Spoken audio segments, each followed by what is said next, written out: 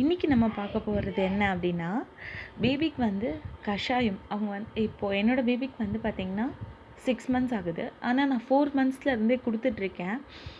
அதனால் அவங்களுக்கு வந்து இப்போ கோல்டு வந்து கொஞ்சம் கண்ட்ரோலில் இருக்குது. ஸோ நான் உங்களுக்கு காட்டுறேன் என்னென்ன ஐட்டம்ஸ் நான் வந்து யூஸ் பண்ணுறேன், அதை எவ்வளோ குவான்டிட்டியில் நான் யூஸ் பண்ணுறேன் அப்படின்றத. சீரகம் வந்து ஒரு 1/4 ஸ்பூன் எடுத்துக்கிறேன். கொஞ்சோண்டு மிளகு தூள் ஒரு 2 சிட்டிகை, 2 மிளகு இடிக்காமல், ஒரே ஒரு பெரிய பல் பூண்டு,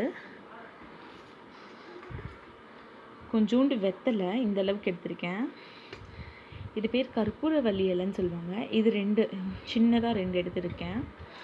துளசி வந்து ஒரு கொஞ்சம் இவ்வளோண்டு எடுத்திருக்கிறேன். இதை எடுத்துட்டு இது எல்லாத்தையும் ஒன்றா போட்டுட்டு 1 டம்ளர் தண்ணி ஊற்றி இதை நல்லா வந்து பாயில் பண்ணி 1/2 டம்ளர் தண்ணி காக்கி அதுக்கப்புறம் பேபிக்கு நம்ம அதை கொடுத்தா பேபிக்கு வந்து சளியே இல்லாத இருக்குங்க. எங்கள் பேபிக்கு வந்து நாங்கள் வந்து ரொம்ப கோல்டு வந்து ஹாஸ்பிட்டலில் அட்மிட் பண்ணி நிப்லாம் வச்சோம். ஆனாலும் அவங்களுக்கு வந்து இன்னும் க்யூர் ஆகாமே இருந்துச்சு. அதுக்கப்புறம் நான் இந்த கஷாயம் ஃபாலோ பண்ணிகிட்டே இருந்தேன்.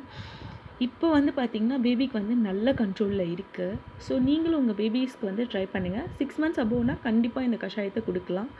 பாய்.